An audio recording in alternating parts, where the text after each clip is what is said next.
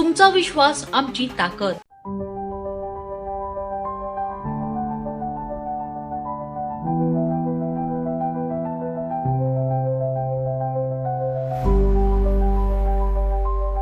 राज्यात उन्हाचा पारा 40शी पार गेलाय.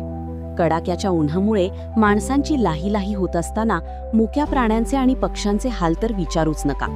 पण याच उन्हाच्या झळांत माणुसकीचा ओलावा दाखवलाय बुलढाण्यातील एका चिमुकलीने. 7वीत शिकणाऱ्या या मुलीने पक्ष्यांसाठी काय केलंय पाहूया या विशेष रिपोर्टमध्ये.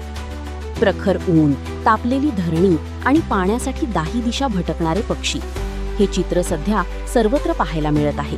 मात्र बुलढाणा जिल्ह्यातील मेहकर तालुक्यातील खंडाळा येथील शीतल गजानन राऊत हिने या पक्ष्यांच्या वेदना ओळखल्या.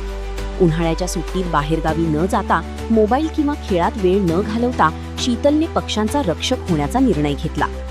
शीतलने घरात उपलब्ध असलेल्या प्लॅस्टिकच्या बाटल्या, रिकामे कॅन आणि लाकडी बॉक्सचा वापर करून आकर्षक घरटी तयार केली आहेत. ही घरटी तिने घराजवळील आणि शेतातील झाडांवर लावली आहेत. केवळ घरटीच नाही तर त्यामध्ये पक्ष्यांसाठी तांदूळ, गहू, ज्वारी अशा धान्यांची आणि थंड पाण्याचीही सोय केली आहे.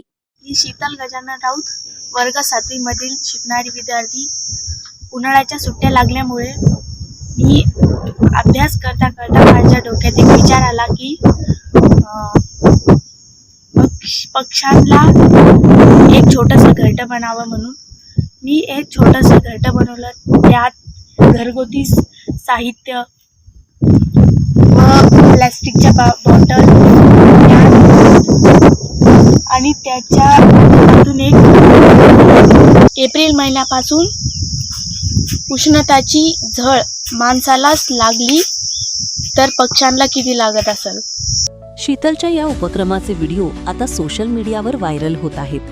7वीत शिकणाऱ्या या चिमुकलीने दाखवलेली ही संवेदनशीलता आजच्या काळात अनेकांसाठी प्रेरणादायी ठरत आहे. तिच्या या कल्पकतेचे तिचे संपूर्ण परिसरातून कौतुक होत असून मुक्या जीवांप्रती तिने दाखवलेली ही माणुसकी खऱ्या अर्थाने कौतुकास्पद आहे. खरंच शीतलने दाखवून दिलंय की संकटाच्या काळात मदतीसाठी फक्त इच्छाशक्ती लागते. आपणही आपल्या घराबाहेर पक्ष्यांसाठी एक पाण्याचा पेला नक्की ठेवूया, असे आवाहन लोकप्रिय मराठी न्यूज आपल्याला करतेय. लोकप्रिय मराठी न्यूज, मेहकर, बुलढाणा. अशाच ताज्या आणि वेगळ्या घडामोडींसाठी पाहत रहा लोकप्रिय मराठी न्यूज.